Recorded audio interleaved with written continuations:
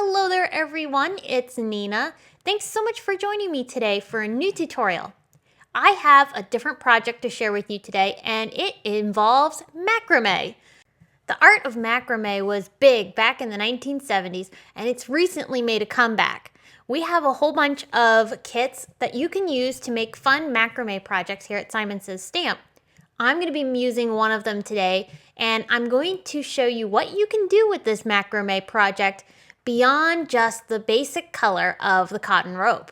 We're going to go totally rainbow here. So the kit that I'm using today is the My Life Handmade Macrame Wall Hanging Craft Kit. This is a really nice kit. It comes with everything you need to build your beautiful macrame project. It has an instruction book with the pattern for this particular kit with all the details, including the knots that you'll need to make the project. I also have in this kit the cotton rope. This is a really nice big length of cotton rope that you're going to use to create your knots for the macrame project, all of which gets hung on the wooden dowel. There's an S hook if you want to use that to hang your macrame project from, but I'm actually going to use that to help hold it in place as I work with it. And then all of your pieces could go inside this tote if you want to take it on the go. One of the big things I learned when making this macrame project is to make sure you carefully measure and cut. I somehow accidentally made a mistake in the cutting and measurement process. Not sure what I did wrong, but I ended up with too short of a piece of rope left behind for my last length that I needed for the project. You need a total of 14 lengths of rope, plus then the piece that's going to hang your entire project. I somehow had a shorty. Obviously, the kit comes with just enough rope to be able to make your project, so make sure you're super careful in measuring and cutting. I happen to have some cotton rope on hand that was about the same size, so I could easily fix my mistake, but definitely it was something I wanted to make sure to mention. Now, I'm not going to walk you through the entire process of making this macrame project. The instructions in the kit are super detailed, there's photos, and it's a really easy thing to build. You're going to use two basic knots throughout this project, a square knot and a double half hitch knot. Both of these are really easy to get the hang of. Once you do one, you kind of get in a groove and you continue to do that particular knot for a period of time. So it's really easy to do and kind of very therapeutic. I'm going to show you here, I'm working on the square knot first. I was kind of repeating in my head, over, under, over. It's a really simple knot to do. And this is the knot you're going to be using most of all when you're creating this project. So I'm going to continue my square knot building. And one other thing I thought I would mention, as you're creating, make sure you're using a large surface to work on. I have a pretty good sized desk and I was using every inch of it to be able to make this project because this one's a bigger sized piece. So it requires a lot of space to be able to keep your rope out of the way as you're working with the other pieces because you're working in groups of 4 most of the time. So having the rope tucked out of the way off the side of the table is really, really helpful. This gets a little bit weighty with all of that extra rope hanging down and your project could easily fall off the table. I use that S hook every once in a while and attached it to something on my desk to be able to hold the piece in place as I worked with it if I needed to have all of the rope hanging down. But this was really pretty easy to do.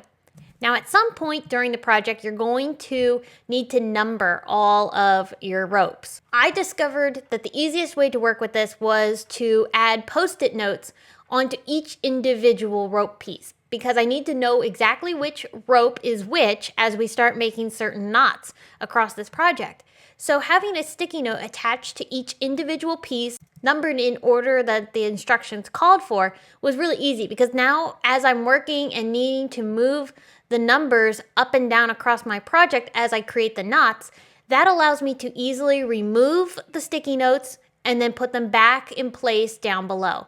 It was a really simple and easy way to keep my pieces numbered, and I also made sure to mark on my book, the instruction booklet that you get with your kit, where I was in my steps of knot making because you can easily get lost at times if you don't keep track on certain areas of this project. When you're working on each individual step, having an area marked on your book of where you're at and which pieces you've already completed was really, really helpful to me.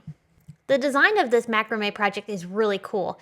It has a very airy appearance to it, and I love all the different layers.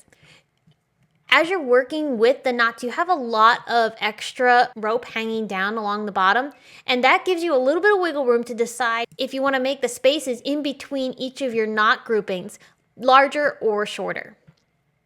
So my macrame project is completely put together. I have all of the knots made, and we're ending up at the bottom here with all of the hanging tassels. This is also super customizable. You could make these tassels as long or as short as you'd like. I went for a fairly good size length. I have a tall, skinny wall in my craft room where I felt that this piece would look really cool. So I wanted to make sure to fill that up nicely. So now that my macrame piece has been trimmed down, here is our entire piece put together. Now I haven't put the string to attach it to the wall yet on because I'm going to go ahead and spray paint this with Distress Spray Stains.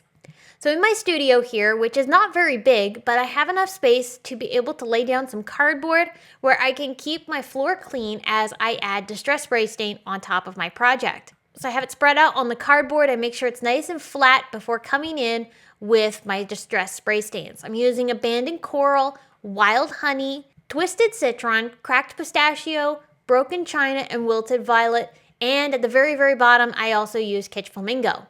I'm spraying off on the end of the box here before going right to my project to make sure that my spray bottles are completely filled with ink inside of the nozzle before going right to my project, and then I won't have any weird splotches anywhere.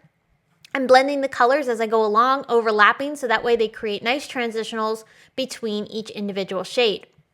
This is going to dry completely overnight. I don't want to touch this yet until the morning because I want to make sure it's nice and dry. Once it's dry, I can now look at it and decide if there's any areas that need a little bit of touch-up. To aid in this drying process of these small touch-up areas, I'm bringing in my heat tool and applying that heat on top of this cotton cord and the Distress Spray Stain. Just make sure you move your heat tool around a little bit and don't leave it on a certain area for too long of a period because you don't want to burn your beautiful rope. I'm also making sure to fill in certain spots along the tassels here. I am going to leave the backside of this its natural color, mostly because you're not going to see it, especially on the top part. The bottom part you might see a little bit as maybe the wind blows the tassels if you have your windows open. So I am going to kind of flip those around a little bit here and there and add a little bit of color to the backside of those, but really not a lot. I actually liked having a little bit of the lighter or natural cotton color peeking out here and there, so I did make sure to leave some of that so that I have some stripes of that natural color peeking through. It's totally your preference. If you want to spray the backside, you totally could. All right, now I have it laid out on a box because I'm going to go ahead and spray this with a protective coating. The reason I'm doing this is because we're used Distress Spray Stain to color in this beautiful macrame project. And I don't want to ever have this reactivate by getting it wet by accident for whatever reason. So by using a protective coating here, I'm going to be able to seal that macrame project so that way I don't have any areas bleed or transfer color to places I don't want it. Check out how gorgeous this looks. Isn't this awesome? I can't wait to hang this in my craft room. The last thing I need to do is use the Constrictor Knot to be able to attach the wooden dowel to the piece of rope that's going to hang this from the wall. So you'll just follow the instructions for creating this particular knot, which is fairly simple and easy to do. Like I said, the instructions are really well detailed and all have pictures for every individual step. So it's really easy to follow. And once I have my constrictor knots made for both sides of this wooden dowel, I am going to go ahead and tie these into a knot at the end. Mostly because I didn't want to have the cotton rope fray completely. This rope is made up of a bunch of twisted threads, so it can easily fray. And I like having a slightly cleaner appearance, so having a knot at either end of my hanger portion of the wall hanging, this will keep everything from fraying. Now let me demonstrate to you why I added that spray coating over top of this macrame project. Here's a piece that is a tester piece basically. I applied some color to it, let it dry, added some protective coating on it, and now you can see when I get water on this particular piece, I'm not getting any of that ink to transfer back onto my hands. The link to the specific spray sealant that I used for this project is in the video description below or over on the blog. So be sure to check out the link for that and also all the other supplies that I used today. So my wall hanger is up in my office now. I have it hanging on that long skinny wall, which looks so cool. I love how it turned out. I love that I could turn this macrame project into something bright and colorful for my studio. I love the look of the cotton cord. It looks really nice, but I love color and I wanted to be able to have this have a little bit more pizzazz. So by adding this distress spray stain, I really was able to create the exact look that I wanted. You could totally change up the colors to create the exact color combo you wanted. Maybe you want to go more for an ombre of different colors of, let's say, blue or teal, yellow, whatever colors make you happy. Be sure to pick out colors that you love for your macrame project. I hope you were inspired by today's project using this macrame kit. I hope you will check it out and maybe even try it out for yourself. Thanks so much for watching. Be sure to subscribe to our channel for additional inspiration and give this video a big thumbs up if you enjoyed. I'll be back soon with more to share, but until next time, I hope you all have a very wonderful day. Bye!